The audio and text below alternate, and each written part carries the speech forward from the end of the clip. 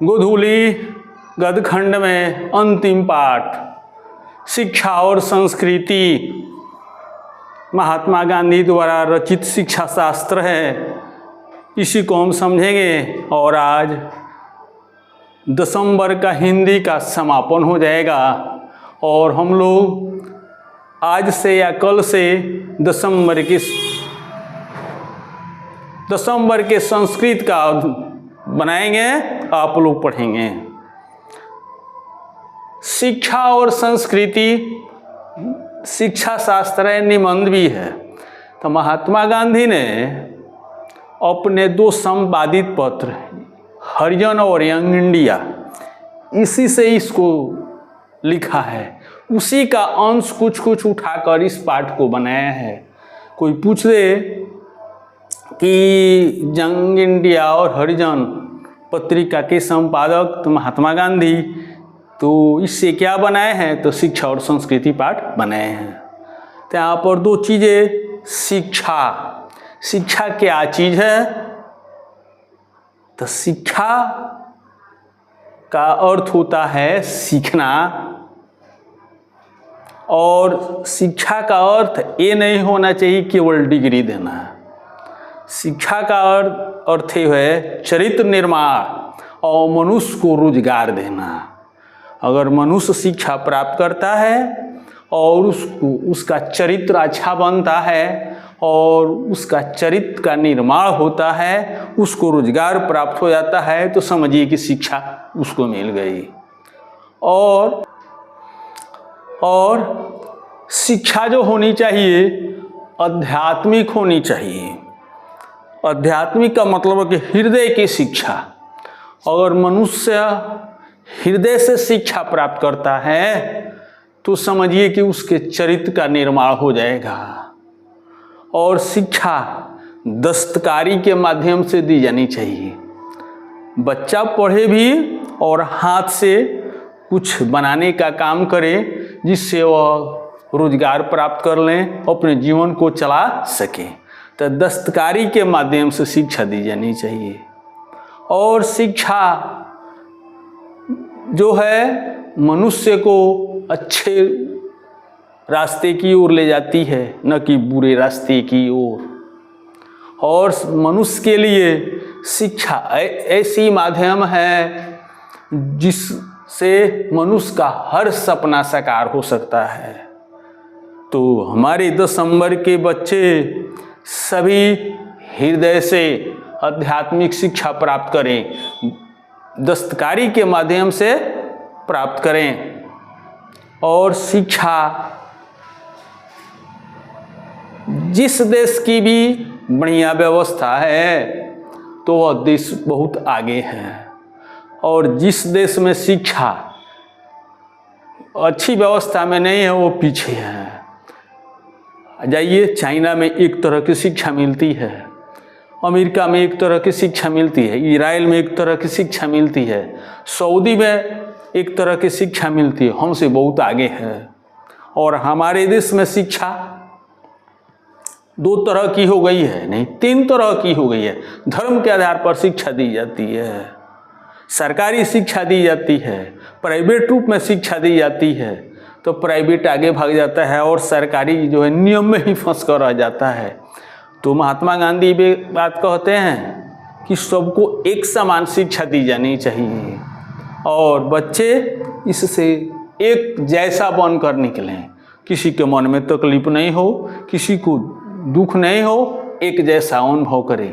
तो ऐसी शिक्षा होनी चाहिए। शिक्षा सरकार को एक ही तरह देनी चाहिए, चाहे वह प्राइवेट रूप में दे या सरकारी रूप में दे, सबको एक समान।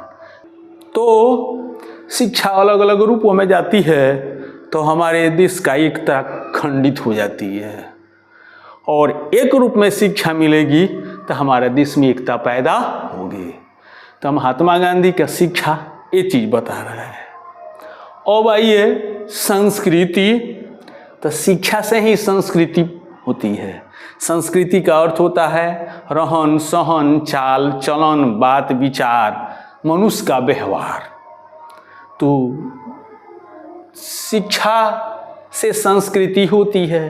अगर देश में एक तरह की संस्कृति हो जाए तो हमारा देश बहुत एकता के सूत्र में बंध जाएगा। और संस्कृति से ही चरित्र का निर्माण होता है। महात्मा गांधी का कहना है कि हमारे घर की खिड़कियां खुली होनी चाहिए। क्यों?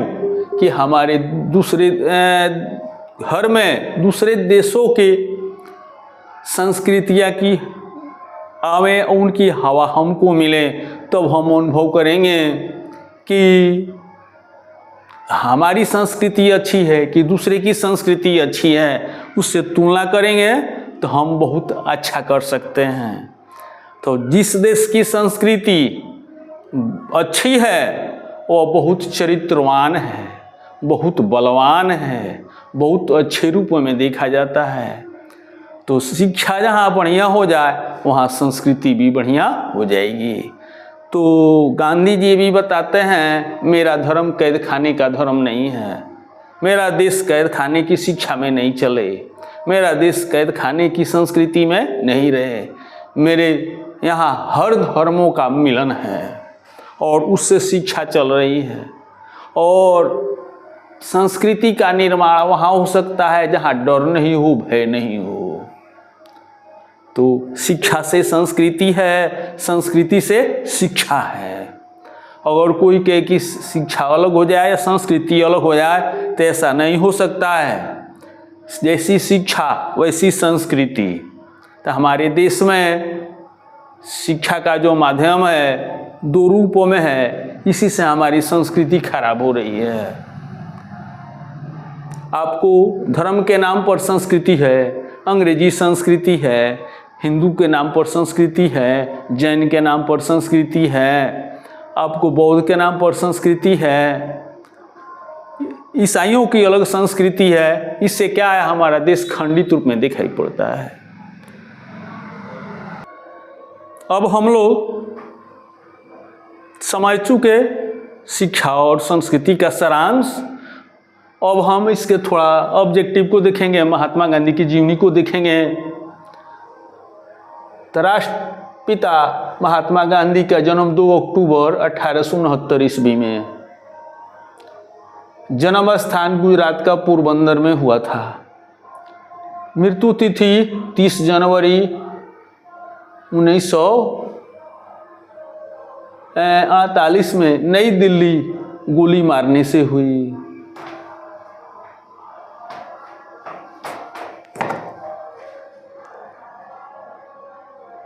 तिथि 30 जनवरी 1948 ईस्वी, नई दिल्ली गोली मारने से।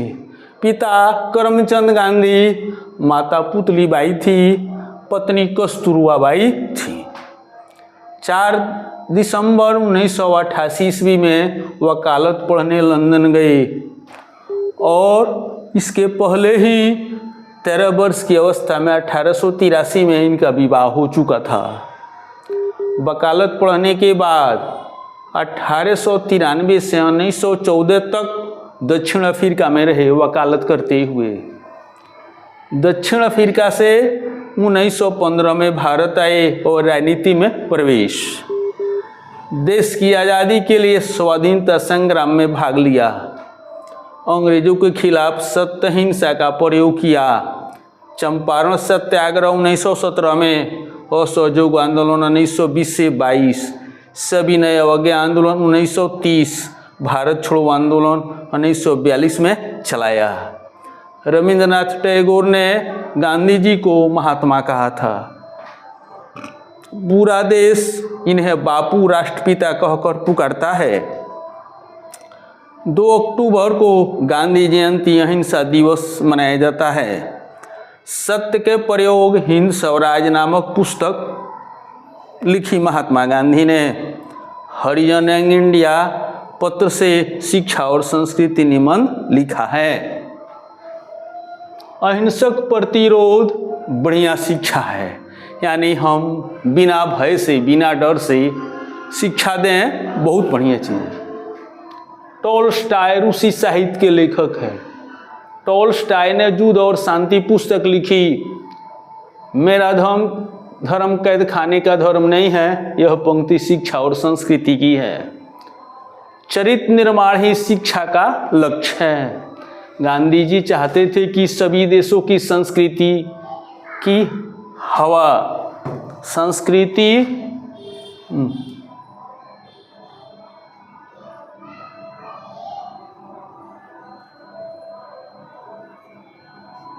व्यवहारिक शिक्षा का अर्थ है हृदय की शिक्षा।